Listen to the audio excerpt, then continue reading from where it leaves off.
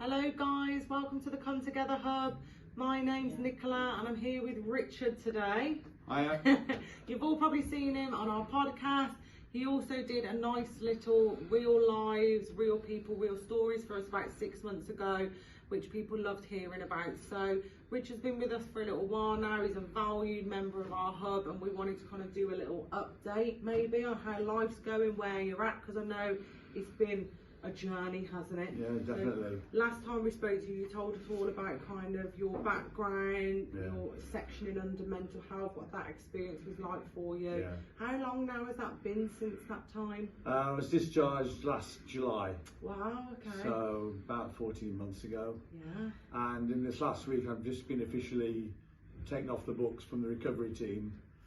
In the words of my key worker, I was smashing it.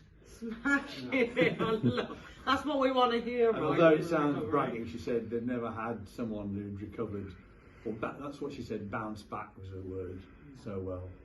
And it's partly due to you guys, because you were the starting point of it all. But I joined various other groups. I go to a shared reading group in Liverpool Central Library twice a week. I'm off to after here. I joined Meetup, which is a social app, nothing to do with, you know, mental health or anything, but it's just a social group. So I go to various things like that, theatre trips, cinema trips, it's just social events.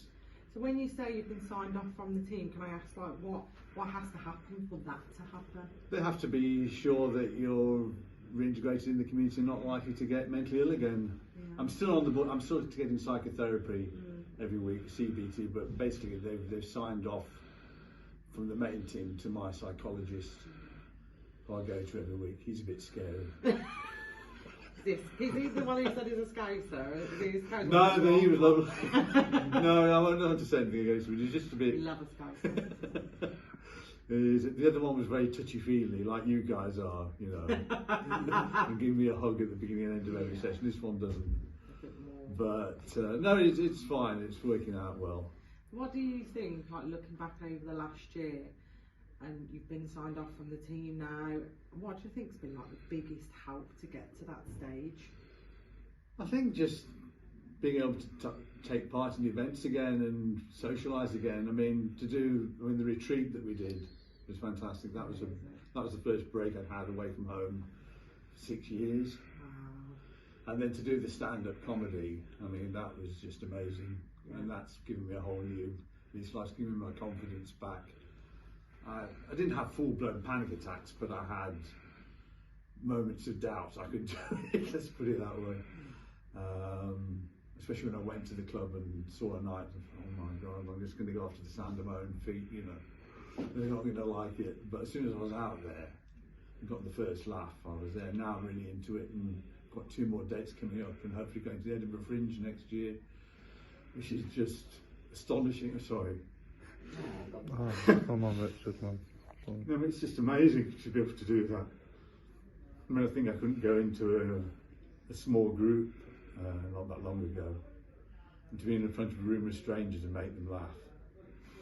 It's an amazing thing. So, it's amazing to picture. I want to say, like, being there, you know, because of my own personal experience and struggles with like my own recovery, regardless of whether it's addiction, mental health, you know, I've kind of had experience with both, and I have many times, right, that, you know what, I feel like proud of myself and proud of others, and that was a big, watching you guys up there was massive for me, not just professionally, like personally.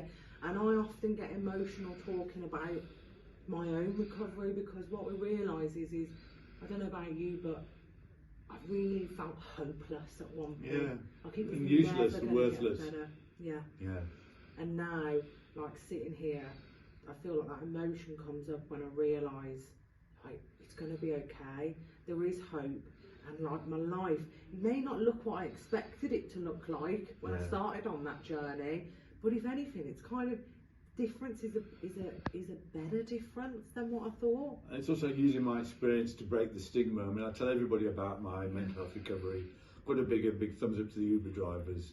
They're just amazing, and they're so encouraging, and they love to hear about. And now I know most of the Scousers definitely, and the St Helens crew. I've had them 2 or 3 times. They usually invite me to hop in the front with them and have a chat. You know, they get out and give me a big hug. Say, oh, you're an amazing mate. All this sort of business. Just people like that, just who I meet, just random strangers. So important, so important.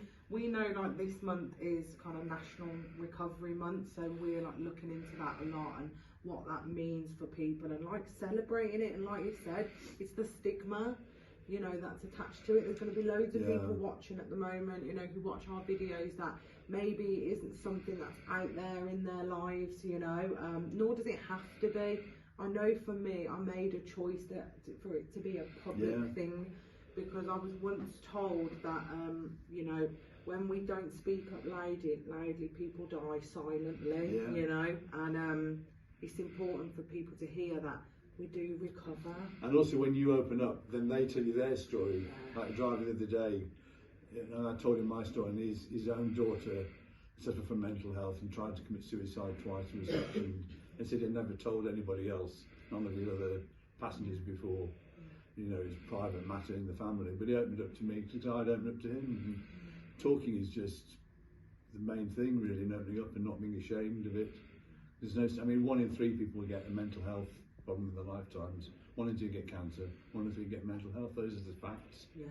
And depression and suicide is the biggest killer of men under 45 now. Absolutely. And it's mostly because they won't talk about the things. They feel, you know, vulnerable. They don't want to appear soft. And they don't want to get emotional. Don't want to get emotional. You know, and that's the thing. It is deadly. You know, it really is deadly. Silence is deadly. It is. So that's why I'm so glad that you're always willing to speak up. Me too. You know what I mean? Me too. I just want to thank you, Rich, firstly for your courage, secondly for giving me hope, you know what I mean, when I watch you on your journey, because I'm still on my own personal journey and I have bad days, but I also have days that I never imagined would happen either. You know, one of those is like watching you guys on that stage. And just to let you know, they'll be doing it again at some point. So keep an eye on our social media, because there'll be more performances to come. What an amazing thing it is. So I just want to say thank you to Richard. Thanks for being a friend. Thanks for being a hub member. Thanks for your honesty. And thanks for watching. Listen, you know, if you're struggling, right, there is always someone that's prepared to listen. It might just be someone you don't expect, you know, going through their own things. And if you're really struggling, you're in the area, St Helens, the local area, right, come along to any of our groups. They're free. You're going to meet people just like you who are able to give you some hope. Thanks very much, guys.